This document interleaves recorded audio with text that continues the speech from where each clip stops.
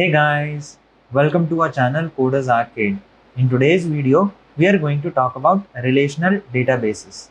So what is this relational database and why do we need to know about this relational database? So as I have told you in my earlier video, my first video for this course, which is my introduction video, I have told that there are two kinds of databases that DBMS, which is Database Management System, uses. So first kind of database is the relational database and the second kind is a non-relational database. So if you haven't watched that video yet, I'll give the link in the description below. You can go ahead and watch that video. So relational database is nothing but the database that uses some kind of relationship internally in its objects or tables, or you can say data. And non-relational databases doesn't have any relationship between its object internally.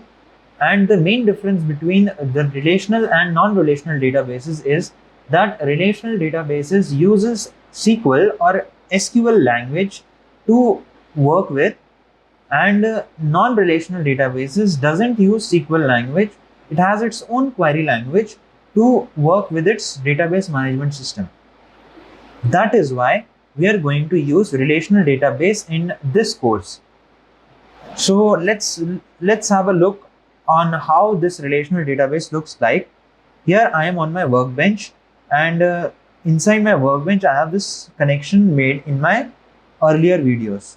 So I'm going to click onto this connection. I'm going to give the password for my connection, and if I press OK, you will see that my workspace is open, and here you can see in my schemas tab, these are the databases that we had. Now these databases are the relational database. Let's see how we can know that. If I go to, let's say, SQL store, you can see there are different objects in SQL store database. This SQL store is the one database. All of these are different databases, and this one SQL store is one database that contains different objects. I've already told you about this: tables, views, stored procedure, and functions. So now let's say if we go on to tables, you can see there are different tables. So customers, we have one customer table, then we have one order table, then we have one product table, and then we have shippers table, and many more tables again in this tables object. So let's see how you can open these tables.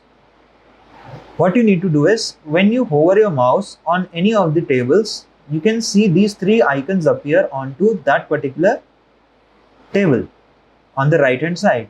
So let's say you want to open the table for the customers, you want to see the data which is written onto this table.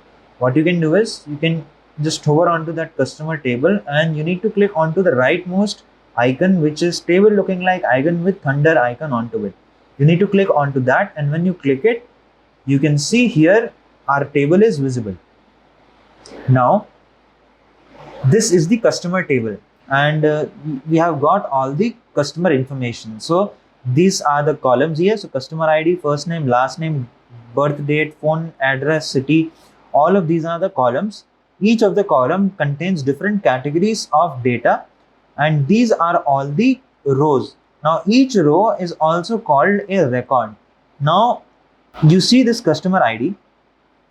Now this customer ID, if I open this order table as well, you can see there is customer ID here as well. So why this customer ID is here? You can see this is order ID and this is the customer ID. So this customer ID number 6. So customer number 6, with the customer ID number 6 has placed these numbers of order. Why we are doing this kind of layout? Because let's suppose this number, customer ID number 6 customer, had some multiple orders. Now we can deal with the number of orders that particular customer made. Now we don't have to put the customer name on the orders table because we are using customer ID here. Now why we are using this customer ID? Suppose there is some random guy, you can say in this customer ID, let's say John Smith has the customer ID number 6 and he had placed multiple orders.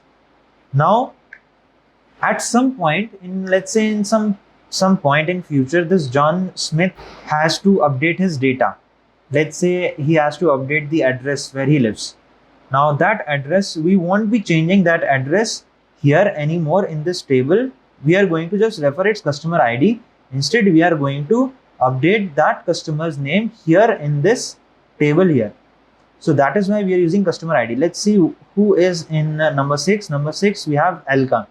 So now let's say this, by the way, this is the dummy data.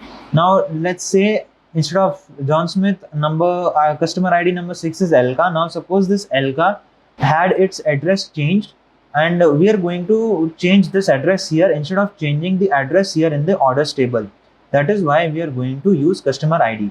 Customer ID is unique to some particular customer, like here. So whatever changes we need to update in the customer's detail, we are going to change that detail here instead of changing it on the orders panel. So now you can see this customer ID. Now referring to this customer ID is linked with this customer table here, which also contains this customer ID. Now this is what we call relational database.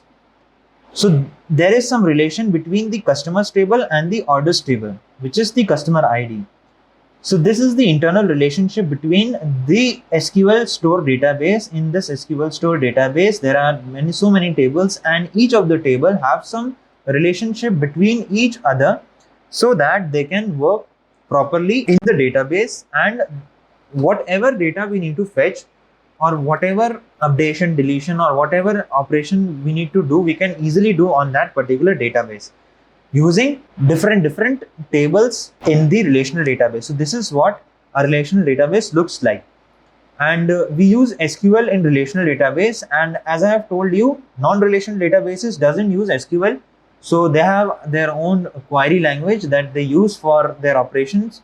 And here, just because we are talking about SQL in this course, we are going to use relational database all the time. That is why I wanted to show you how a relational database looks like.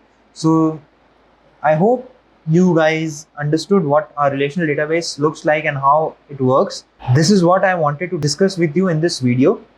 So thanks for watching, and stay tuned for more content from this series. I'll catch you guys in the next one.